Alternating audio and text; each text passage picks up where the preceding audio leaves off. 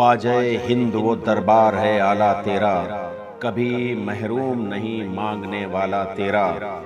گلشن ہند ہے شاداب کلیجے ٹھنڈے، گلشن ہند ہے شاداب کلیجے ٹھنڈے۔ واہ اے ابر کرم زور برسنا تیرا، کیا مہک ہے کہ معطر ہے دماغ عالم۔ تختہ گلشن فردوس ہے تختہ تیرا، جب سے تو نے قدم غوث لیا ہے سر پر، اولیاء سر پہ قدم لیتے ہیں شاہ تیرا۔ آپ دیکھ رہے ہیں kheeri.com۔ عطائے رسول سلطان الہند قطب المشائخ خواجہ خواجگاں خواجہ معین الدین حسن چشتی اجمیری غریب نواز رضی اللہ تعالی عنہ کی ولادت 536 ہجری میں ہوئی۔ بچپن میں ہی ایک بزرگ حضرت ابراہیم قندوزی کی توجہ سے خواجہ غریب نواز رضی اللہ تعالی عنہ میں طلب حق کا جذبہ پیدا ہوا۔ مختلف اساتذہ کرام سے علوم ظاہری حاصل کرنے کے بعد خواجہ صاحب نے علوم باطنی کا ارادہ فرمایا اور حضرت خواجہ عثمان ہرونی رحمۃ اللہ علیہ کی بارگاہ میں حاضر ہو کر شرف بیعت حاصل کر لیا۔ 20 سال تک اپنے مرشد کی خدمت میں رہ کر روحانی فیوز و برکات سے مستفید ہوتے رہے۔ اسی دوران آپ اپنے پیر و مرشد کے ہمراہ حرمین شریفین میں بھی حاضر ہوئے، جہاں غریب نواز کو خرقہ خلافت عطا کیا گیا۔ آپ مختلف مقامات سے ہوتے ہوئے لاہور تشریف لائے اور حضور داتا علی حجویری گنج بخش رحمۃ اللہ علیہ کے مزار شریف پر چند روز قیام کے بعد ہندوستان تشریف لے آئے۔ خواجہ غریب نواز ہندوستان میں سلسلہ چشتیہ کے بانی ہیں۔ یہ سلسلہ خراسان کے ایک مشہور شہر چشت سے منسوب ہے۔ 6 رجب المرجب 633 ہجری کو جب آپ نے وصال فرمایا تو آپ کی نورانی پیشانی پر لکھا ہوا تھا حبیب اللہ مات فی حب اللہ، یعنی اللہ تعالیٰ کا حبیب اللہ کی محبت میں انتقال کر گیا۔ اجمیر معلیٰ درگاہ عالیہ غریب نواز بارگاہ معین الملت والدین غلامان غریب نواز کی دار السلطنت ہے۔ امیر، غریب، علماء و مشائخ، وزیر، حکمران کون ہے جو غریب نواز کے آستانے پر جھولیاں پھیلا کر حاضر نہیں ہوتا اور اپنی مرادیں پا کر واپس نہیں ہوتا ہے۔ روزانہ عقیدت مندوں کی بھیڑ لگی رہتی ہے۔ چونکہ یہ سفر کا مہینہ ہے، 25 صفر المظفر کو سرکار سیدی اعلیٰ حضرت امام عشق و محبت محمد احمد رضا خان رحمۃ اللہ تعالی علیہ کا وصال ہوا تھا۔ 25 صفر کو آپ کا قل شریف ہوتا ہے۔ آج سرکار سیدی اعلیٰ حضرت فاضل بریلوی رحمۃ اللہ تعالی علیہ کی خواجہ غریب نواز سے محبت اور عقیدت کے حوالے سے خاص طور سے گفتگو کرنے کی سعادت حاصل کر رہا ہوں۔ یہ اس لیے ضروری ہے کہ اکثر امام عشق و محبت فاضل بریلوی رحمۃ اللہ تعالی علیہ پر کچھ لوگ اس طرح کا اعتراض کرتے ہیں، حاسدین یہ سوال اٹھاتے ہیں کہ اعلیٰ حضرت نے غریب نواز کے لیے کچھ نہیں لکھا ہے اور اعلیٰ حضرت کو غریب نواز سے کوئی محبت اور عقیدت نہیں تھی۔ لیکن سچائی کیا ہے، مختصر وقت میں اس پر روشنی ڈالنے کی میں سعادت حاصل کر رہا ہوں۔ سرکار سیدی اعلیٰ حضرت فاضل بریلوی رحمۃ اللہ تعالی علیہ خواجہ خواجگاں خواجہ معین الدین حسن چشتی اجمیری غریب نواز رضی اللہ تعالی عنہ سے بڑی عقیدت و محبت رکھتے تھے۔ آپ نے ایک مرتبہ خواب میں اور 2 مرتبہ بنفس نفیس اجمیر شریف تشریف لا کر حضور غریب نواز رضی اللہ تعالیٰ عنہ کی مزار پر انوار پر حاضری دی ہے۔ اعلیٰ حضرت فاضل بریلوی رحمۃ اللہ تعالیٰ علیہ 1905 میں اپنے دوسرے حج و زیارت سے واپسی پر احمد آباد اور نوساری گجرات کا سفر کرتے ہوئے اجمیر شریف پہنچ کر بارگاہ خواجہ میں حاضر ہوئے۔ سرکار اعلیٰ حضرت حضور غریب نواز رضی اللہ تعالیٰ عنہ سے اپنی عقیدت و محبت کا اظہار فرماتے ہوئے کہتے ہیں کہ خواجہ غریب نواز ضرور بالضرور غریب نواز ہیں، وہ سلطان الہند ہیں۔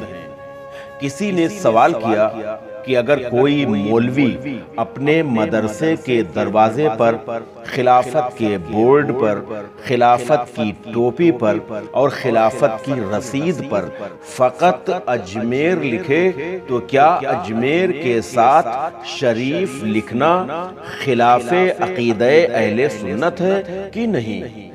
تو سرکار اعلیٰ حضرت نے جواب ارشاد فرمایا کہ اجمیر شریف کے نام پاک کے ساتھ لفظ شریف نہ لکھنا اگر اس بنا پر ہے، اس بنیاد پر ہے کہ حضور سیدنا خواجہ غریب نواز رضی اللہ تعالی عنہ کی جلوہ افروزی حیات ظاہری و مزار پر انوار کو جن کے سبب مسلمان اجمیر شریف کہتے ہیں وجہ شرافت نہیں جانتا، یعنی اس لیے کہ غریب نواز رضی اللہ تعالیٰ عنہ کی چاہے حیات ظاہری ہو، چاہے ان کے وصال کے بعد کا زمانہ ہو، چاہے ان کی مزار پر انوار ہو، اس کے سبب اجمیر شریف کو اجمیر شریف مسلمان کہتے ہیں۔ اگر وہ ان باتوں کو وجہ شرافت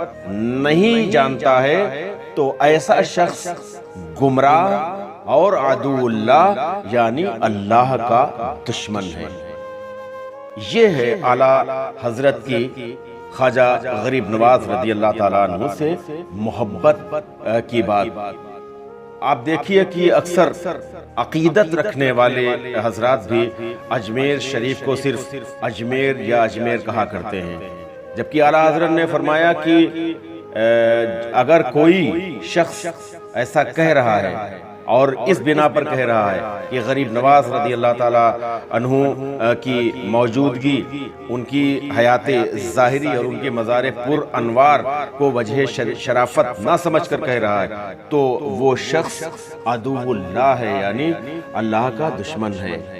مزید اعلیٰ حضرت فرماتے ہیں اور اگر یہ ناپاک التزام بر بنائے کسل و کوتاہ علمی ہے تو سخت بے برکتی اور فضل عظیم و خیر جسیم سے محروم ہے، یعنی کوئی اجمیر شریف کے ساتھ شریف نہیں لگا رہا ہے، صرف اس کی کوتاہی، لاپرواہی یا کاہلی میں نہیں لگا رہا ہے تو اعلیٰ حضرت فرماتے ہیں یہ سخت بے برکتی ہے اور جو فضل عظیم ہے اس سے محرومی ہے۔ اعلیٰ حضرت رضی اللہ تعالیٰ عنہ فرماتے ہیں کہ کسی کا نام غلام معین الدین ہے اور وہ اپنے نام سے غلام لفظ حذف کر دیتا ہے، نکال دیتا ہے، ہٹا دیتا ہے، اس بنیاد پر کہ حضور خواجہ خواجگاں رضی اللہ تعالیٰ عنہ کا غلام بننے سے انکار و استکبار رکھتا ہے، یعنی وہ کہتا ہے کہ ہم غریب نواز کے غلام نہیں ہیں۔ اگر اس بنیاد پر وہ لفظ غلام معین الدین سے غلام لفظ ہٹا دیتا ہے تو بدستور گمراہ اور بحکم حدیث عدو اللہ ہے اور اس کا ٹھکانہ جہنم ہے۔ تو یہ عقیدت ہے غریب نواز رضی اللہ تعالی عنہ کی ذات گرامی سے اعلیٰ حضرت کی۔ ایک سوال کیا گیا اعلیٰ حضرت سے کہ حضرت غوث پاک رضی اللہ تعالیٰ عنہ کو دستگیر اور خواجہ غریب نواز کو غریب نواز کے لقب سے پکارنا جائز ہے یا نہیں؟ اعلیٰ حضرت نے فرمایا کہ حضور سیدنا غوث اعظم رضی اللہ تعالیٰ عنہ ضرور دستگیر ہیں اور سلطان الہند معین الحق والدین ضرور غریب نواز ہیں۔ اعلیٰ حضرت فرماتے ہیں کہ مزار پاک سیدنا خواجہ غریب نواز رضی اللہ تعالیٰ عنہ ایسی جگہ ہے جہاں ہر نیک و جائز دعا مقبول بارگاہ الہی ہوتی ہے۔ اعلیٰ حضرت کی کتابوں کا مطالعہ کرنے سے سرکار غریب نواز سے آپ کی گہری وابستگی اور قلبی لگاؤ کا اندازہ کیا جا سکتا ہے۔ سرکار سیدی اعلیٰ حضرت فاضل بریلوی رحمۃ اللہ تعالیٰ علیہ نے جب خواب میں حضور غریب نواز رضی اللہ تعالیٰ عنہ کی بارگاہ میں حاضری دی تھی تو اس کا پورا واقعہ آپ بیان فرماتے ہیں، اور اس وقت محبوب الہی رحمۃ اللہ تعالیٰ علیہ کی بارگاہ میں حاضر تھے، اور خواب میں دیکھا تو ایک مختصر سا اقتباس جو اعلیٰ حضرت کا جو بیان ہے اس کا ایک اقتباس سماعت فرمائیے۔ آپ فرماتے ہیں کہ سر عقیدت کو قدم بنایا، جب پہنچنے کے قریب ہوا تو دیکھا کہ پہلے خواجہ پاک کا مزار شریف ہے۔ میں پایتانے بیٹھ گیا، اب دیکھتا ہوں کہ مرقد کا یعنی مزار پر انوار کا قبر شریف کا بالائی حصہ چاک ہوتا ہے یعنی پھٹتا ہے، اور حضرت خواجہ غریب نواز رضی اللہ تعالیٰ عنہ قبلہ رو آرام فرما ہے، چشم مبارک کھلی ہوئی ہے، قوی تناور دراز قد شخصیت ہے، رنگ سرخ ہے، ساتھ ہی ایک دبدبہ اور شوکت دلیری بھی ظاہر ہوتی ہے، آنکھیں کشادہ، داڑھی شریف کے بال سیاہ و سفید، عیب سے دور، محاسن سے بھرپور، ذات گرامی ہے، ذات مبارک ہے۔ یہ منظر دیکھ کر بے خود ہو کر دوڑا اور اپنے آپ سے بڑھ گیا۔ وہ خاک پاک جو مزار کے چاک ہونے سے برآمد ہوئی تھی چہرے اور آنکھ پر لگائی، پھر کیا تھا اپنی خوش قسمتی پر ناز کرنے لگا۔